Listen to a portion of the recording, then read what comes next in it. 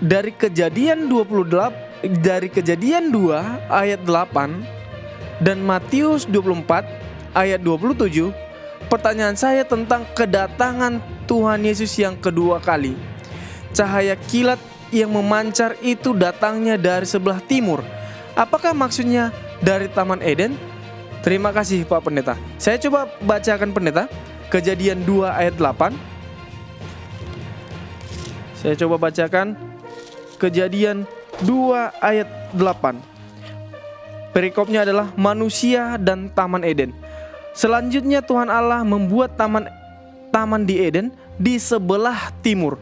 Disitulah ditempatkannya manusia yang dibentuknya itu.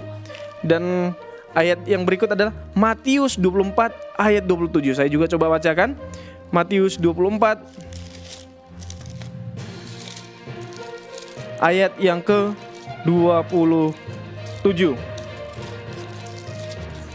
Bunyinya adalah, sebab sama seperti kilat memancar dari sebelah timur dan melontarkan cahayanya sampai ke barat, demikian pula lah kelak kedatangan Anak Manusia. Terima kasih, silakan Pendeta.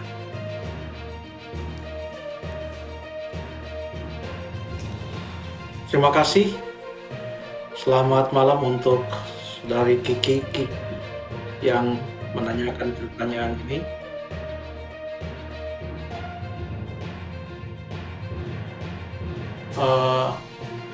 Timur, barat, utara, selatan adalah arah atau petunjuk arah secara keseluruhan.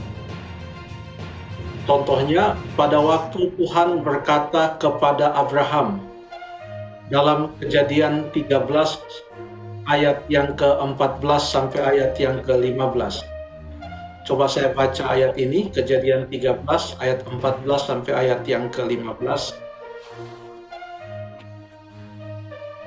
Pandanglah sekelilingmu dan lihatlah dari tempat engkau berdiri itu ke timur dan barat, utara dan selatan, sebab seluruh negeri yang kau lihat itu akan kuberikan kepadamu dan kepada keturunanmu untuk selama-lamanya.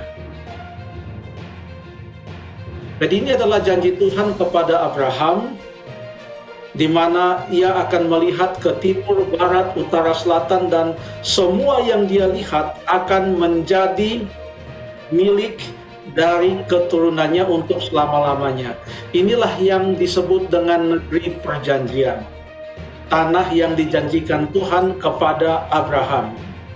Kenyataannya, tidak semua yang ada di timur, barat, utara, dan selatan adalah menjadi tanah perjanjian.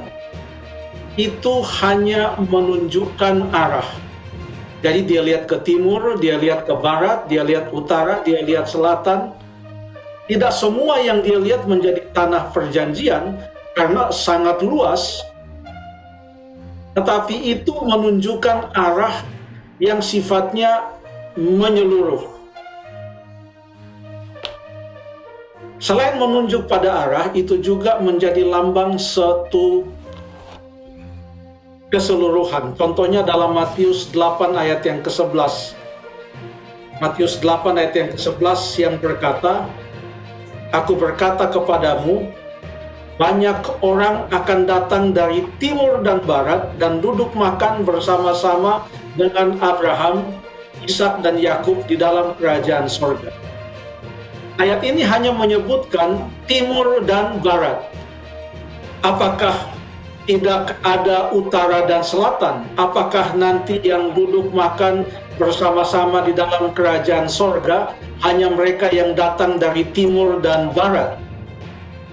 Dengan demikian, timur dan barat dalam ayat ini bukan menunjukkan arah. Sebab kalau itu menunjukkan arah atau tempat, maka tidak ada orang dari utara dan tidak ada orang dari selatan yang akan masuk ke dalam kerajaan sorga. Tetapi timur dan barat di dalam ayat ini menggambarkan keseluruhan, bahwa kerajaan sorga itu terbuka untuk semua orang dari timur sampai ke barat. Ayat ini paralel dengan suatu ayat yang terdapat di dalam Lukas pasal yang ke-13 ayat yang ke-29. Kalau tadi di dalam Matius hanya dikatakan timur dan barat, maka di dalam Lukas, kalau kita baca Lukas pasal yang ke-13 ayat yang ke-29 dikatakan ayat yang mirip, dan orang akan datang dari timur dan barat dan dari utara dan selatan, dan mereka akan duduk makan di dalam kerajaan Allah. Artinya ini mengkonfirmasi lagi kepada kita bahwa timur, barat, utara, selatan disebutkan bersama-sama atau hanya timur dan barat. Ini menggambarkan suatu keseluruhan. Sekarang kita baca dalam Matius 24, tadi terima kasih Jeffrey sudah baca ayat 27.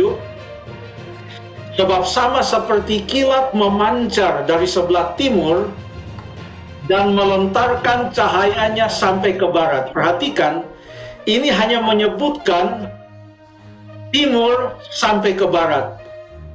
Lalu dilanjutkan, demikian pula lah kelak kedatangan Anak Manusia. Artinya, kedatangan Anak Manusia atau kedatangan Yesus itu akan terjadi secara menyeluruh kepada semua orang yang ada di atas dunia ini. Kedatangannya tidak bersifat lokal, tidak bersifat regional, atau hanya pada satu bahagian dunia ini, tetapi kedatangannya itu sifatnya menyeluruh. Jadi kata timur di dalam Matius 24 ayat 27 bukan menunjuk kepada geografis atau tempat di mana Eden di dalam kitab Kejadian pasal yang kedua itu berada.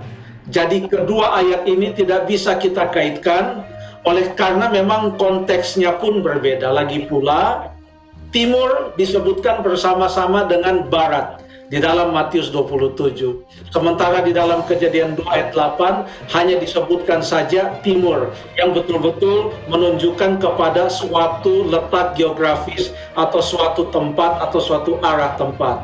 Sementara dalam Matius menunjukkan kedatangan Yesus itu bersifat menyeluruh, semua orang akan mengetahuinya pada saat yang sama. Terima kasih.